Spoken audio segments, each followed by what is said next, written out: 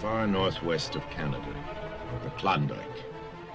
Here in 1896, George Washington Carmack struck gold. As news reached the outside world, a stampede followed. 1 million made plans to join the rush for gold. 100,000 set out. Only 40,000 made it. Some found a fortune. Others turned back empty-handed. But without exception, they were completely unprepared for the severity of the winter in the Klondike.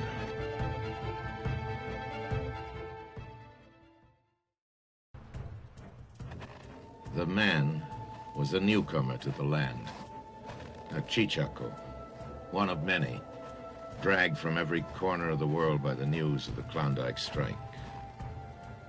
This was his first winter. The trouble with him was that he was without imagination.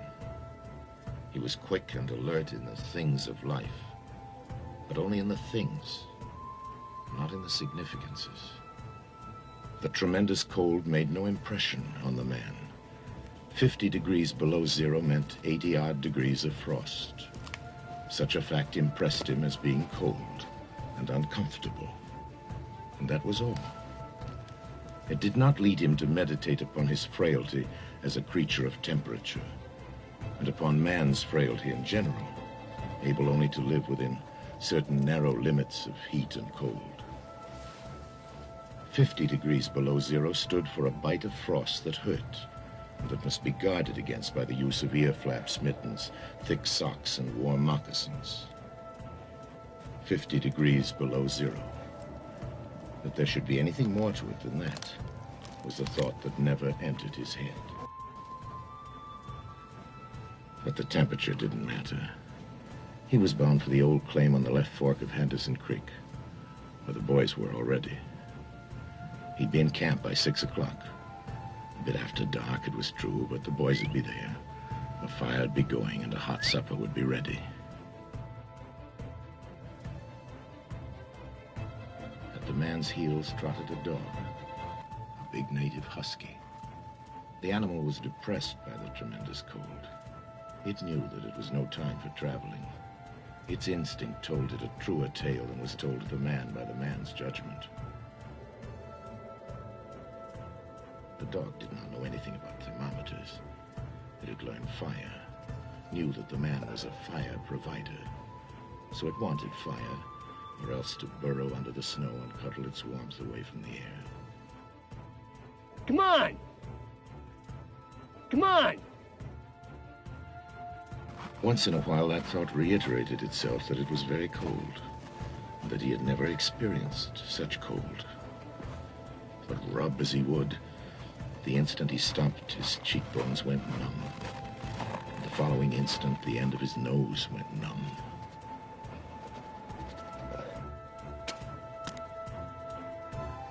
He knew that at 50 below, spittle crackled on the snow. But this had crackled in the air. Undoubtedly, it was colder than 50 below. How much colder? He did not know.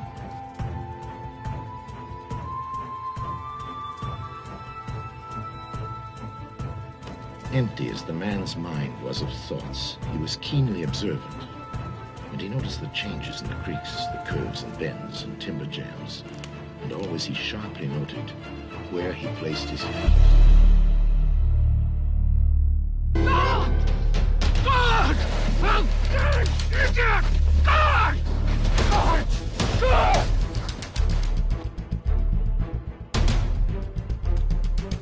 Astonished at the swift numbness that smote him. It was certainly cold.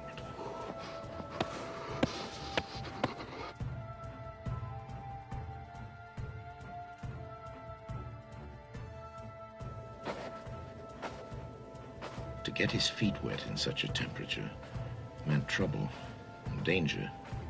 At the very least, it meant delay, for he would be forced to stop and build a fire, and under its protection to bare his feet while he dried his socks and moccasins.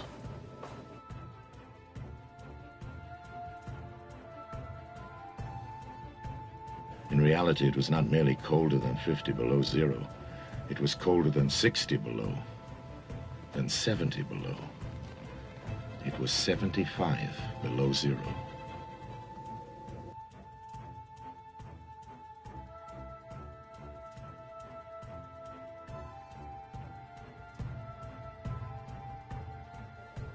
At 12:30 to the minute, he arrived at the forks of the creek.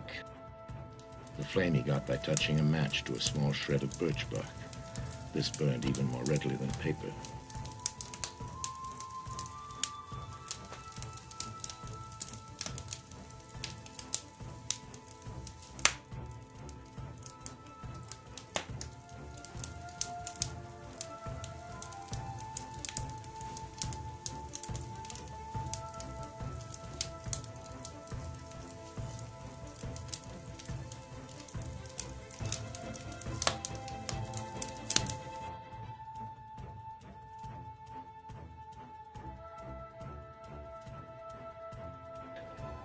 He was pleased at the speed he had made.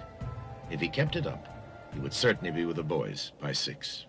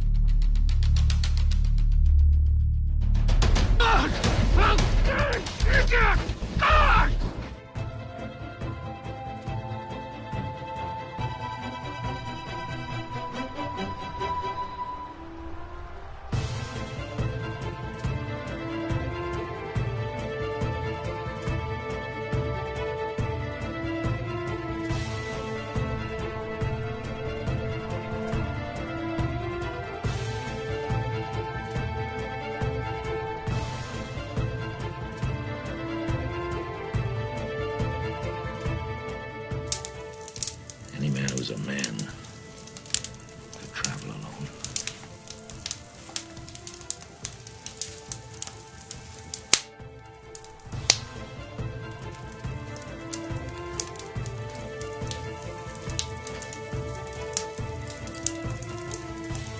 But he had not thought his fingers could go lifeless in so short a time.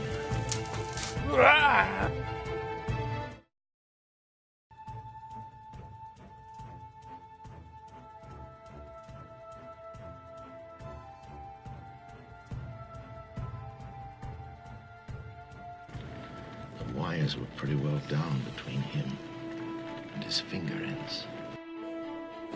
A certain fear of death, dull and oppressive, came to him.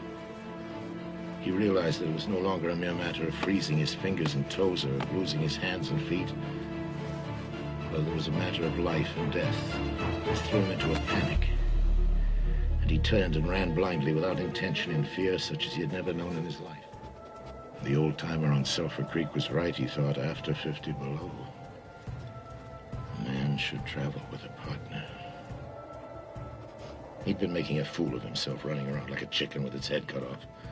He was bound to freeze anyway, and he might as well take it decently. Good idea, he thought, to sleep off to death. It was like taking an anesthetic. Freezing was not so bad as people thought. There were lots worse ways to die.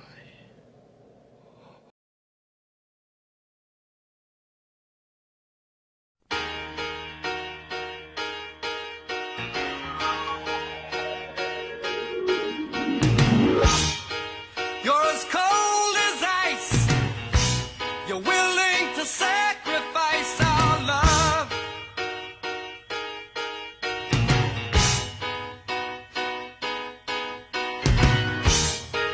You know